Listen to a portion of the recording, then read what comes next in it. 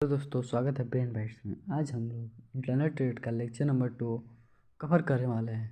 तो चलिए वीडियो को स्टार्ट करते हैं। और आपने हमारे अभी तक लेक्चर नंबर 1 नहीं देखा है इस वीडियो को तो जाकर देख लें, लिंक डिस्क्रिप्शन में मिल जाएगा। और चैनल को लाइक एंड सब्सक्राइब करें। चलिए दोस्तों, आज हम लोग जो टॉपिक कवर करने वाले हैं वो है पहली टॉपिक जो है वो है service of wholesaler to manufacturer. Means जो होलसेलर रहता है मैन्युफैक्चरर को क्या क्या सर्विसेज प्रोवाइड करता है। होलसेलर कौन रहता है दोस्तों, मैं आपको और मैन्युफैक्चरर सब बताऊंगा नीचे एक्सप्लेन करके। Service of wholesaler to retailer, means जो होलसेलर और रिटेलर को क्या क्या सर्विसेज देता है। उसके बाद हमारे टॉपिक जो आते हैं वो services of wholesaler to manufacturer, mean जो होलसेलर रहता है मैन्युफैक्चरर को क्या क्या सर्विसेज देता है।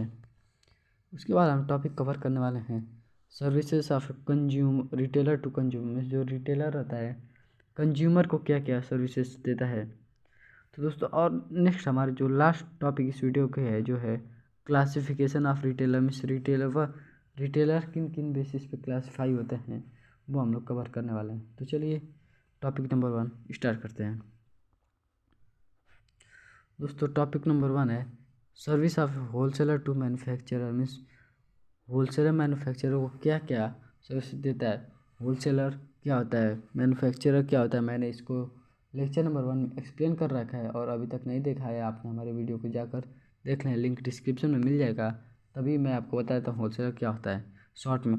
होलसेलर दोस्तों वो होता है जो गुड्स को बल्क क्वांटिटी में परचेज करता है मैन्युफैक्चरर से और रिटेलर को सेल करता है स्मॉल क्वांटिटी में। ये help in the large scale production and economies of scale. जो होलसेलर रहता है गुड्स को मैन्युफैक्चरर से जब परचेज करता है तो बल्क क्वांटिटी में परचेज करता है।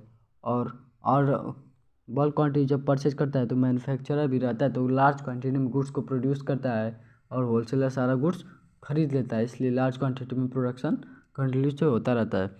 And economies of scale. Economies of scale दोस्तों मैं आपको बता दूँ क्या होता है। मीन्स मान लीजिए मैन्युफैक्चरर जो है गुड्स को बल्क क्वांटिटी में जब प्रोड्यूस करेगा मैन्युफैक्चरर को बेचने के लिए तो कॉस्ट ऑफ प्रोडक्शन मीन्स जो गुड्स बनाने की लागत आती है वो कम आती है नॉर्मल मुकाबले में। क्योंकि अगर वही गुड्स कम कम दाम में बनाएगा तो उसका कॉस्ट ऑफ प्रोडक्शन ज़्यादा होगा, प्रॉफिट मार्जिन कम होगा। लेकिन जब गुड्स बल्क में बनाता है तो कॉस्ट ऑफ प्रोडक्शन कम आता है और प्रॉफिट मार्जिन ज़्यादा होता है। इसलिए इकोनॉमीज ऑफ स्केल यही होता है। उसके बाद आता है स्टोरेज फैसिलिटी। दोस्तों मैं आपको बता दूं मैन्युफैक्चरर गुड्स प्रोड्यूस करेगा tons of quality tons in a day, then he needs to उसको ज़रूरत पड़ता है गुड्स को स्टोर करने की। हाँ गुड्स स्टोर करेगा, गोडाउन में स्टोर करने के लिए उसको जगह चाहिए, उसकी सिक्योरिटी चाहिए, गुड्स कहीं ख़राब ना हो जाए, सारा चीज़ उसको हैंडल करना पड़ेगा। लेकिन जो होलसेलर रहता है गुड्स को परचेज करके ये सारी फैसिलिटी से मैन्युफैक्चरर को फ्री कर देता है। गुड्स अपने गोडाउन में स्टोर कर लेता है और अपने शॉप में केवल वो जो छोटा मोटा शॉप में रखता है शो करने के लिए, उसका बस सैंपल रखता है। Financial assistance. होलसेलर मैन्युफैक्चरर को फाइनेंशियल असिस्ट भी करता है क्योंकि जो होलसेलर आते हैं गुड्स को खरीदते हैं तो वो क्रेडिट ट्रांजेक्शन नहीं करते हैं, वो डायरेक्टली कैश में ट्रांजेक्शन करते हैं। क्योंकि अगर वो क्रेडिट में ट्रांजेक्शन करेंगे तो मैन्युफैक्चरर को और भी गुड्स प्रोड्यूस करने रहते हैं जिससे उन लोग की प्रोडक्शन प्रोसेस रुक सकती है। इसलिए वो मैन्युफैक्चरर हमेशा गुड्स को कैश पे सेल करते हैं और होलसेलर भी खरीद लेते हैं। उसके बाद टॉपिक हम लोग कवर करेंगे जो है रिस्क बेरर। दोस्तों मैंने आपको जैसा बताया जो मैन्युफैक्चरर है गुड्स को प्रोड्यूस करता है तो उसको स्टोर करने के लिए जगह चाहिए, स्टोर करने के लिए जगह चाहिए। और गुड्स स्टोर करके रखता है तो गुड्स ख़राब होने के भी चांस रहेंगे, स्पॉइल हो सकते हैं, चोरी हो सकता है, गुड्स में आग लग सकती है। लेकिन दोस्तों जो होलसेलर रहता है गुड्स को जब खरीद लेता है तो वो अपने गोडाउन में स्टोर कर लेता है, जिससे जो सारी मुसीबतें रहती हैं जैसे गुड्स ख़राब हो जाएगा, सड़ जाएगा, जड़ जाएगा, ये सभी मुसीबतों से मैन्युफैक्चरर फ्री हो जाता है और सारा रिस्क मैन्युफैक्चरर के होलसेलर के ऊपर आ जाता है और सारा रिस्क बेयर कर लेता है wholesaler. Help in continuity of production.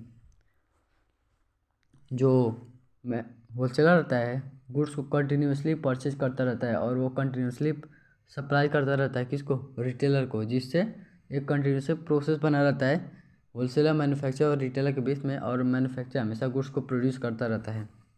Expert advice.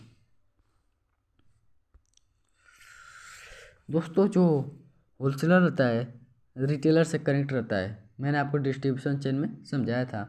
तो जो रिटेलर रहता है मैन्युफैक्चरर से कनेक्ट रहता है, कंज्यूमर से कनेक्ट रहता है। तो कंज्यूमर जो अपनी राय देते हैं कि मुझे ऐसी गुड्स चाहिए, गुड्स की प्रेफरेंस ऐसा चाहिए, टेस्ट अलग चाहिए, डिमांड क्या है, ये सब रिटेलर मैन्युफैक्चरर को बताता है। मैन्युफैक्चरर यही एडवाइस उसको देता है, होलसेलर को देता है, और होलसेलर यही एडवाइस मैन्युफैक्चरर को पास करता है। Service of wholesaler to retailer means जो होलसेलर है रिटेलर को क्या क्या सर्विसेज देता है। दोस्तों मैं आपको बता दूं, रिटेलर वो होता है जो गुड्स को स्मॉल क्वांटिटी में कंज्यूमर को सेल करता है, और होलसेलर से परचेज करता है बल्क क्वांटिटी में। Provide credit facility. दोस्तों जो होलसेलर रहता है अक्सर रिटेलर्स को क्रेडिट फैसिलिटी प्रोवाइड करते हैं, क्योंकि बहुत से रिटेलर होते हैं जो कैश ट्रांजेक्शन सपोर्ट अभी दे नहीं सकते, इसलिए वो क्रेडिट में देता है और कहता है कि जब गुड्स आप सेल कर देंगे तो हमें उसकी जितना रेवेन्यू जनरेट होगा उससे हमारा लोन कवर कर दीजिएगा, इसलिए क्रेडिट फैसिलिटी दे देता है। Provide transport service. दोस्तों मैं आपको बता दूं, जो रिटेलर रहता है ना बस दुकान पे जाता है होलसेलर के और गुड्स के नेम लिखवा देता है लिस्ट में, मुझे ये गुड्स चाहिए और पेमेंट देना होगा तो दे देगा, नहीं तो क्रेडिट ले लेता है। उसके बाद सारा काम होलसेलर का रहता है, गुड्स को पैक करवाना, उसको पूरे ट्रांसपोर्ट करवाना, उस पर सिक्योरिटी लेना और उसके शॉप तक पहुंचाना, ये सारा रिस्क होलसेलर लेता है। Availability of goods. दोस्तों जो होलसेलर रहता है हमेशा ही लार्ज स्टॉक मेंटेन करके रखता है, जिससे रिटेलर को एक फ़ायदा ये होता है कि जब भी उसका प्रोडक्ट ख़त्म होता है तो वो तुरंत ऑर्डर कर लेता है, इससे कहीं रिटेलर को कहीं और जाने की ज़रूरत नहीं पड़ती है। Market functioning. दोस्तों मैं आपको बता दूं, जो होलसेलर रहता है मैं रिटेलर को बहुत सारी सर्विसेज बिल्कुल फ्री में प्रोवाइड करता है। जैसे एडवर्टीजमेंट, कोई न्यू प्रोडक्ट है तो उसका एडवर्टीजमेंट बिल्कुल फ्री में करता है वह भी रिटेलर के शॉप में। मान लीजिए कोई न्यू प्रोडक्ट आया है तो होलसेलर उसको फ्री सैंपल की तरह रिटेलर को दे देता है अपने शॉप में लगाने के लिए। दोस्तों अब हम लोग कवर करने वाले हैं सर, जो रिटेलर रहता है मैन्युफैक्चरर और होलसेलर को क्या क्या सर्विस देता है। Means retailer to manufacturer and wholesaler. इसमें कोई भी टॉपिक एक्सप्लेन करने के लिए नहीं, क्योंकि मैंने सब टॉपिक एक्सप्लेन कर दिया, रिटेलर क्या होता है, मैन्युफैक्चरर क्या होता है, होलसेलर क्या होता है। तो चलिए हम लोग इसके सर्विसेज की तरफ बढ़ते हैं। फर्स्ट सर्विस है हेल्प इन डिस्ट्रीब्यूशन प्रोसेस। दोस्तों जो रिटेलर रहते हैं सबसे लास्ट चेन में आते हैं, लास्ट चेन में आते हैं, तो उसके बाद क्या होता है कि गुड्स को वही होते हैं जो कंज्यूमर तक पहुंचाते हैं, और मैन्युफैक्चरर होलसेलर को डिस्ट्रीब्यूशन प्रोसेस में मदद करता है कि मीन्स एक एक लोगों के पास पहुंच जाए। मीन्स मान लीजिए ये कंट्री है, तो मान लीजिए यहाँ पे एक मैन्युफैक्चरर है, यहाँ पे एक होलसेलर है। तो जो रिटेलर रहता है उसका ये काम रहता है कि गुड्स को पूरे पूरे देश में स्प्रेड कर दे एक एक लोगों के पास। तो यही होता है डिस्ट्रीब्यूशन प्रोसेस। अगर और नहीं समझ में आया तो कमेंट में हमें पूछ सकते हैं। Do personal selling. दोस्तों मैं आपको बता दूं, जो रिटेलर रहता है उसके वो पर्सनल रिलेशन बना के रखता है जो कंज्यूमर है तो उनसे, ताकि उसका गुड्स मौका पे सेल हो सके, तो इसलिए ये भी पर्सनल सेलिंग करता है। Expert advice. मैंने जो तो आपको बताया, जैसे कि जो होलसेल रिटेलर रहता है लास्ट चेन में आता है और उसको कंज्यूमर से लिंक रहता है, तो कंज्यूमर सारे अपने राय विमर्श सारा गुड्स के बारे में ये सब रिटेलर को देते हैं, और रिटेलर जो है होलसेलर को पास करता है, और होलसेलर मैन्युफैक्चरर को, ऐसे चेन चलता रहता है। Availability of goods. दोस्तों ये अवेलेबिलिटी ऑफ गुड्स में इन तीनों का हाथ रहता है, क्योंकि अगर मैन्युफैक्चरर गुड्स प्रोड्यूस नहीं करेगा तो होलसेलर गुड्स सेल नहीं करेगा, होलसेलर गुड्स सेल नहीं करेगा रिटेलर के पास गुड्स आएगा नहीं। इसलिए अगर कोई भी गुड्स को बनाने में जिसके पास भी गुड्स अवेलेबल नहीं रहेगा तो इन तीनों को प्रॉब्लम हो सकती है, इसलिए इन तीनों को गुड्स को अवेलेबल कराने की जिम्मेदारी रहती है। Service of retailer to consumer. तो अब हम लोग पढ़ेंगे कि जो एक रिटेलर रहता है कंज्यूमर को क्या क्या सर्विसेज दे सकता है। चलिए मिस, आप इसको खुद से इमेजिन भी कर सकते हैं दोस्तों, क्योंकि जो हम लोग दुकान से सामान लेते हैं वहाँ से हमें क्या क्या वो सर्विसेज देता है।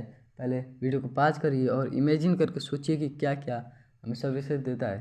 तो चलिए हम लोग आगे बढ़ते हैं। Convenience in buying. दोस्तों मैं आपको बता दूं, जो रिटेलर रहते हैं अक्सर वो रेजिडेंटली एरिया में लोकेटेड रहते हैं, मीन्स जहाँ आसपास में घर रहते हैं वहीं वो अक्सर अवेलेबल रहते हैं। और वो जो उस घर के लोग रहते हैं उन लोग को आसानी रहती है गुड्स को परचेज करने में, क्योंकि उनके घर के बगल में ही जस्ट गुड्स मिल जाता है। इसलिए कन्वीनियंस इन बाइंग होता है कस्टमर्स के लिए। सिचुएशन इन रेजिडेंटल एरिया, मैंने आपको बताया कि जो रिटेलर रहते हैं रेजिडेंटल एरिया में लोकेटेड रहते हैं, जिससे फ़ायदा होता है गुड्स को खरीदने में रिटेलर के लिए और आसानी भी रहती है। To home delivery. दोस्तों जो आपके रिटेलर हैं वो होम डिलीवरी तक फ्री में करते हैं और अपने जाने माने कस्टमर के लिए भी बहुत सारे स्पेशल इंसेंटिव्स भी प्रोवाइड करते हैं। Home delivery provide credit facility to the regular customer. Regular customer यहाँ पे नोट करने वाली बात है, क्योंकि होलसेलर रिटेलर जो होता है क्रेडिट फैसिलिटी प्रोवाइड करता है केवल अपने रेगुलर कस्टमर के। अगर आप मान लीजिए एक एग्जांपल देते हैं, मान लीजिए आप शहर में अभी शिफ्ट हुए हैं और वहाँ से आप दुकानदार से जाकर पूछ रहे हैं भैया मुझे चाय पत्ती दे दो, तो वो कहेगा कि उधार पे, तो वो बोलेगा भाई जान ना पहचान कहाँ से आ गए हमें, तो बोलेगा 1 घंटा लगा देगा। इससे बढ़िया उस जान पहचान बना कर ही क्रेडिट फैसिलिटी के लिए पूछा करो, नहीं तो बात बिगड़ सकती है। Sale variety of product. दोस्तों जो रिटेलर रहते हैं डिफरेंट होलसेलर से कनेक्ट रहते हैं, क्योंकि वो अगर एक ही मैन्युफैक्चरर से कनेक्ट रहेंगे तो एक ही लाइन के गुड्स बेच पाएंगे, क्योंकि मैन्युफैक्चरर एक ही लाइन के गुड्स बेचता है। इसलिए वो डिफरेंट में होलसेलर से कनेक्ट रहते हैं और वैरायटी ऑफ गुड्स अपने स्टॉक में स्टोर करके रखते हैं और वो सेल करते हैं कंज्यूमर्स को। Keep new product information. दोस्तों जो मान लीजिए कोई नया प्रोडक्ट रिटेलर के पास आता है और कंज्यूमर को उसके बारे में पता नहीं रहता है, तो रिटेलर उसको एक्सप्लेन करके बताता है कि उसके ये फीचर है ये फीचर है। मैं आपको बताता हूँ एक एग्जाम्पल की तरह।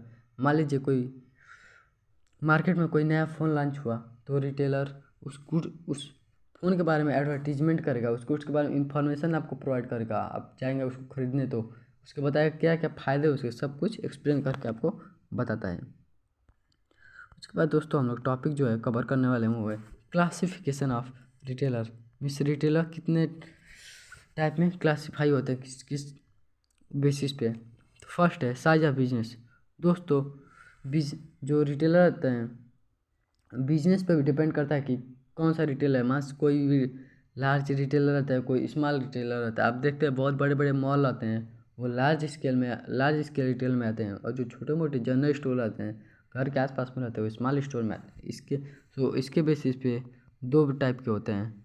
ऑनरशिप, इसके बेसिस पे 2 ही होते हैं। एक ऑन पार्टनरशिप में डिवाइड हो जाता है, एक सोल प्रोप्राइटरशिप में। सोल प्रोप्राइटरशिप में सिंगल ओनर रहता है, और प्रोप्राइटरशिप मतलब उसमें 2 ऑनर रहते हैं, 2 से भी ज़्यादा ओनर रह सकते हैं उस बूस्ट का। Product mix. दोस्तों मैं आपको बता दूं इसके डिपेंड पे भी गुड्स शॉप क्लासीफाई होते हैं, क्योंकि कोई शॉप जो होती है 1 लाइन प्रोडक्ट में डील करते हैं, मीन्स एक ही टाइप के प्रोडक्ट में डील करते हैं जैसा होलसेलर डील करता है। और बहुत सारे शॉप होते हैं जो वैरायटी ऑफ गुड्स सेल करते हैं, हर गुड्स वहाँ पे मिल जाता है।